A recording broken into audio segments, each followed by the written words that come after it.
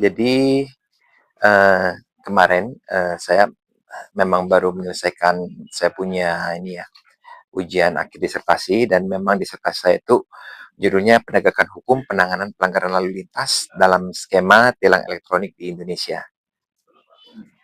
Apa yang bisa Abang sampaikan? Kenapa Abang ambil judul itu?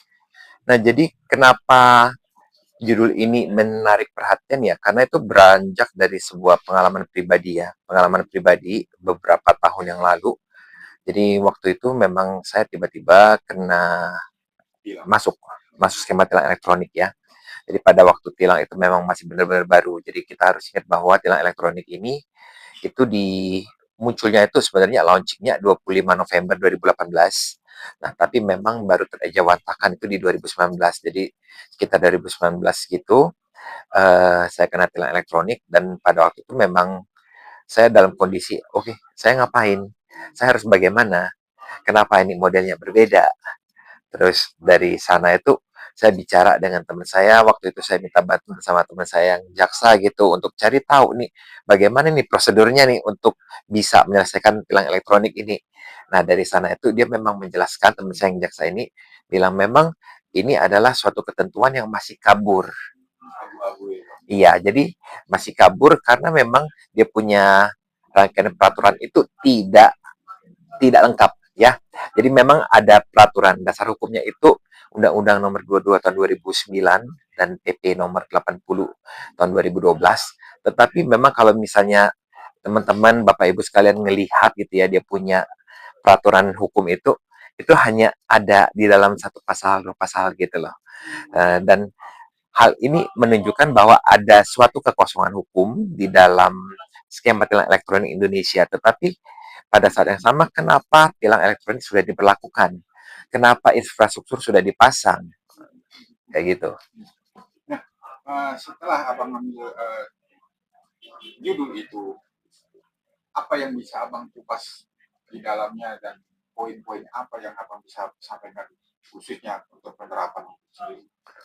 Jadi sebenarnya disertasi ini disusun untuk menantang sebenarnya, menantang skema tilang elektronik Indonesia karena adanya kekosongan hukum tersebut. Dan karena kan kalau kita mengacu kepada hukum pidana Indonesia ya pasal 1 ayat 1 itu, jadi ada yang namanya asas lex scripta, bahwa segala sesuatu itu hanya bisa dihukum apabila sudah ada peraturan. Dan peraturan yang sudah ada gitu ya, peraturan pendahulunya. Dan peraturan ini juga nggak cuma masalah materi, tetapi juga masalah prosesnya. Yang artinya nggak cuma bicara tentang ini salah harus ditilang, tetapi juga bicara tentang bagaimana proses tilang itu berjalan. Apa yang harus dilakukan oleh orang yang melanggar peraturan lalu lintas, bagaimana caranya mereka membayar denda dan lain sebagainya. Dan hal itu tidak cukup diatur. Terus yang kedua itu, kita ini juga bicara tentang masalah keadilan ya. Yang pertama tadi tentang kepastian hukum, yang kedua kita bicara tentang keadilan. Jadi kalau skema tilang elektronik itu, kalau Bapak Ibu sekalian masuk ke dalam skema tilang elektronik, kalian terfoto ke potret, kalian akan memperoleh surat cinta ya, surat cinta gitu. Ini adalah notifikasi yang bertujuan untuk supaya kita mengkonfirmasi apakah benar kita nyetir, terus apakah benar nih mobil kita, udah gitu pelanggaran apa yang kita sudah lakukan. Dan kalau memang misalnya kita sudah oke, benar ini kita, itu dikirim balik, kita akan menerima BRIVA, jadi virtual account dari BRI untuk pembayaran. Nah, masalahnya itu adalah pembayaran ini adalah pembayaran maksimal, denda titipan. Berapa besarannya? Jadi denda titipan ini berdasarkan Undang-Undang Nomor 22 Tahun 2009 itu berkisar antara 250.000, 500.000, 750.000, dan yang paling gede ada yang 3 juta. Dan itu harus dibayarkan terlebih dahulu, meskipun sebenarnya kita tuh punya opsi untuk bayarnya nanti, tetapi kan hal ini tidak dikasih tahu, nggak dikasih tahu. Jadi pada waktu kita masuk dalam skema tilang elektronik itu, kita tuh langsung dikasih opsi, bukan opsi ya, kita langsung digiring untuk kamu sudah melakukan pelanggaran, udah gitu ini dendanya bayar maksimal. Habis bayar maksimal, nanti tunggu tanggal persidangan, which is 2 minggu sesudah kita bayar. Dan itu ada jeda waktu yang sedemikian lama itu. Terus di persidangan nanti kita harus cari tahu sendiri kita didendanya berapa. Misalnya kita masukin 500.000, ternyata didendanya 200.000. Nah, kita harus cari tahu sendiri tuh berapa sisa dendanya. Terus sisa dendanya misalnya ada 300.000, itu kita bisa ambil, bisa minta refund. Tetapi kita butuh surat juga keterangan yang dikeluarkan oleh kejaksaan, dan ini kan ribet ya, repot. Mendingan tilang konvensional kan. Langsung gitu ya Bang. Iya, dan masalah denda maksimal ini kan suatu hal yang memberatkan, apalagi untuk masyarakat kelas ekonomi menengah ke bawah. Bagaimana mungkin mereka harus memasukkan uang 500.000, 750.000, atau misalnya 250.000 untuk motor ke dalam kas negara dan menunggu selama 2 minggu sampai denda ditetapkan. 250.000 untuk ojek online lumayan loh, iya kan? Itu masalah keadilan.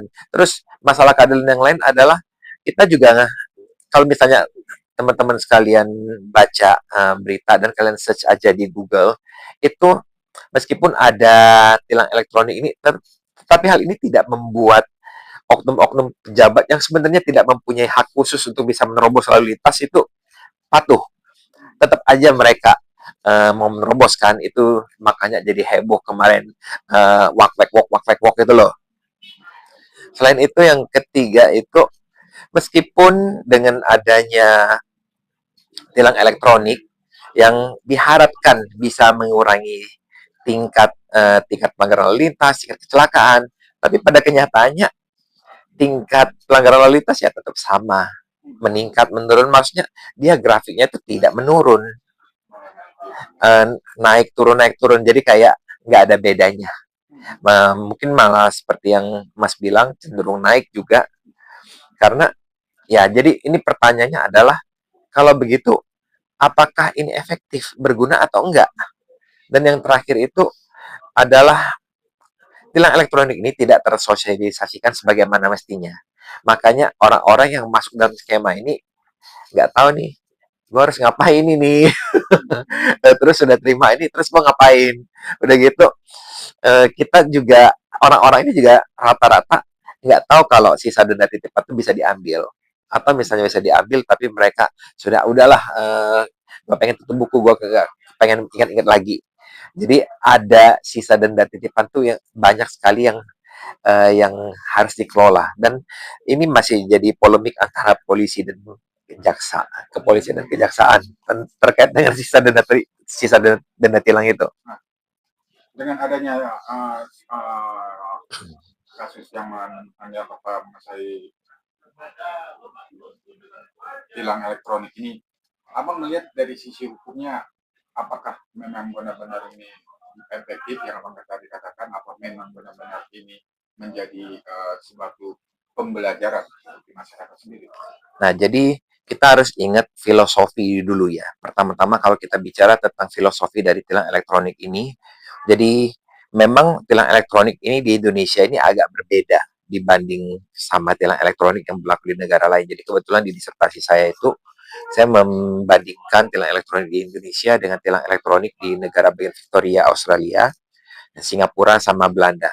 Jadi yang harus dicatat itu adalah, kalau di ketiga negara ini, mereka ini memberlakukan tilang elektronik itu untuk pertama-tama dan terutama adalah untuk mencegah kecelakaan, untuk mengurangi tingkat kecelakaan di jalan raya.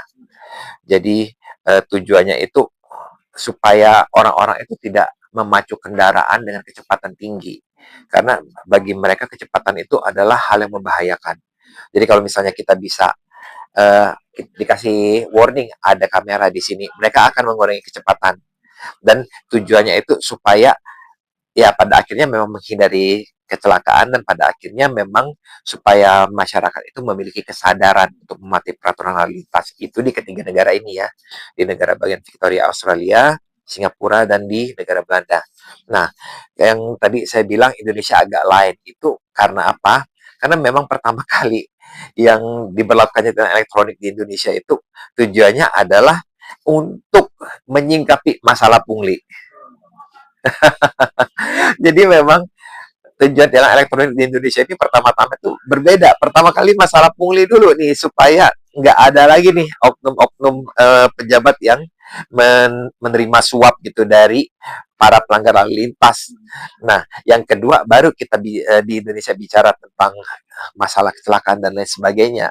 Dan filosofi ini kan menunjukkan dan akan menentukan arah dari kebijakan ini. Dan makanya di Indonesia itu kayak sesuatu hal yang sebenarnya belum matang. Ini adalah ketentuan-ketentuan yang masih prematur, tapi dipaksakan untuk dijalankan, kayak gitu. Nah, abang tadi menyinggung masalah oknum-oknum dari para penegak hukum. Sampai sejauh ini isi dari judul skripsi abang itu, abang melihat penegakan hukum mengenai tilang elektronik ini sudah benar-benar tegak atau memang ada permainan di dalamnya itu bang? Jadi kalau tujuannya untuk uh, menyingkapi masalah pungli, tilang elektronik ini efektif, ya. Jadi bukannya tilang elektronik ini tidak berguna sama sekali. Jadi memang tilang elektronik ini membuat orang-orang jadi takut, dan karena memang sekarang juga ada polisi-polisi yang diperlengkapi dengan gawai atau handphone yang bisa memotret dan langsung sambung ke database kepolisian. Nah, jadi memang orang-orang takut. Nah, tapi kalau misalnya tujuannya adalah untuk menimbulkan kesadaran dan mengurangi pelanggaran lalu lintas, ya belum efektif. Jadi kalau ditanya efektif atau enggak, ya tergantung untuk tujuan apa. Kedepannya gitu bang ya. Ya, kalau tujuannya untuk mengurangi pungli ya efektif. Tetapi kalau tujuannya untuk supaya mengurangi tingkat kecelakaan, mengurangi pelanggaran lalu lintas, ya belum efektif. Karena kelihatan dari data-data yang ada bahwa tilang elektronik ini masih belum berhasil mengurangi tingkat pelanggaran. Apa masukan dari abang sendiri untuk penegakan hukum khususnya Kapolri sendiri untuk masalah tilang elektronik ini dari pandangan abang sendiri? Apakah memang benar-benar bisa menjalankan tugas dan tanggung jawabnya sebagai penegak hukum? Oke, jadi sebenarnya dari Pak Latif Usman itu sudah ada suatu skema yang namanya script dan ini ya, TAR. Jadi TAR itu Traffic Attitude Record. Kemudian script itu screening riwayat pengemudi. Jadi aplikasi ini tapi belum mendapat lampu hijau. Jadi ini adalah suatu aplikasi yang menurut saya bagus. Jadi kalau misalnya teman-teman ingat pada waktu COVID dulu ada yang namanya Peduli Lindungi. Ya, Peduli Lindungi itu wajib diinstal oleh semua warga masyarakat. Nah, si TAR sama Script ini juga akan seperti itu. Jadi aplikasi ini akan memuat kita punya data pelanggaran, kita punya kayak inilah eh, riwayat kita lah dalam mengemudi. Dan hal ini merupakan suatu hal yang penting, dan apakah kita mengemudi dengan baik atau enggak, ini akan terpampang di sini. Dan selain itu, rencananya akan diberlakukan juga kayak demerit points di Australia. Jadi kita ada 12 poin gitu yang akan berkurang terus sesuai dengan pelanggaran kita lakukan. Dan hal ini akan terpampang dan akan mempengaruhi SKCK. Nah, jadi kalau misalnya ini bisa dilaksanakan itu suatu hal yang baik pertama. Terus yang kedua itu kalau memang misalnya ini dilaksanakan, untuk saya pribadi ini perlu dilaksanakan oleh suatu lembaga yang independen. Ya, jadi persoalan dari tilang elektronik ini saya angkat juga karena polisi dan kejaksaan dan pengadilan itu adalah sama-sama aparat hukum yang mereka itu kayak memiliki level yang sama ya. Jadi sejajar. Dan kalau misalnya kita bicara dengan kenapa susah untuk menilang oknum pejabat, karena mereka merasa berada di posisi yang lebih tinggi. Nah, jadi kita bisa belajar dari negara Belanda yang menerapkan, membuat suatu institusi bernama CJIB. Ini adalah suatu institusi yang memang secara khusus dan independen, tapi di bawah kementerian ya. Tapi ini independen dari kepolisian dan kejaksaan yang bertugas untuk mengawasi segala sesuatu tentang tilang elektronik ya. Jadi dengan demikian ini adalah sebuah institusi yang memang bertanggung jawab untuk mengawasi bagaimana pengiriman dari apa notifikasi, kemudian untuk pengumpulan denda, apa yang harus dilakukan dengan duit ini, pertanggungjawabannya langsung pada kementerian. Jadi tugas polisi itu hanya kasih tahu, oh ini tilang nih database polisi, oke, oper ke institusi ini, selanjutnya institusi ini yang bergerak. Dengan demikian kayak kepolisian, kejaksaan itu berkurang banyak tugasnya, karena kayak kepolisian sama kejaksaan sama pengadilan di Indonesia itu sudah punya demikian banyak kewajiban pekerjaan yang harus mereka lakukan, dan nggak cuma melulu ngurusin tilang aja. Sementara kalau teman-teman ngelihat setiap Jumat gitu ya, orang yang tilang itu, yang sidak tilang itu banyak banget. Ribuan. Ya, ada ribuan. Jadi kan kalau misalnya hal ini bisa didelegasikan kepada satu institusi lain yang independen dari kepolisian, kejaksaan, dan juga pengadilan gitu ya, ini bisa mengurangi beban polisi dan bisa meningkatkan kontrol terhadap tilang elektronik Indonesia. Jadi memang pengadilan akan menjadi institusi yang cuma mengadili aja kalau misalnya ada problem, dan denda yang tetap tuh diperlukan juga, dan institusi inilah yang perlu mengawasinya. Jadi dengan demikian ya diharapkan bisa tercipta kontrol yang lebih holistik ya terhadap tilang elektronik Indonesia. Close-nya Bang, apa kesimpulan dan saran dan masukan untuk masalah tilang elektronik? Nah, jadi tilang elektronik karena memang masih belum terejawatakan dengan baik, belum ada peraturan yang menyeluruh ya. Jadi kalau saran saya, memang negara perlu membuat satu set peraturan yang terkodifikasi. Jadi yang selama ini tuh dia sporadik ya, ada undang-undang, ada PP, ada Perma, dan seterusnya. Jadi mungkin diperlukan sama kayak undang-undang PT, segala sesuatu itu tercatat dalam satu undang-undang. Ini masalah lalu lintasnya juga perlu dituangkan ke dalam satu undang-undang, dan sekarang ini kan elektronik ini, kita ini kan sedang menuju ke arah sana, segala sesuatu yang elektronik, dan peraturannya itu belum lengkap dan belum ada. Jadi ini diberesin dulu nih peraturan, dan selama peraturan ini belum belum beres, ya udah stop belanja infrastruktur. Infrastruktur yang ada udah terpasang ya udah nggak apa-apa. Nah, tapi jangan belanja lagi, jangan pasang lagi sampai peraturannya ada, Jelas gitu Bang. sampai jelas gitu. Itu aja sih, Ada lagi Bang? itu aja. Oke, terima kasih ya Bang.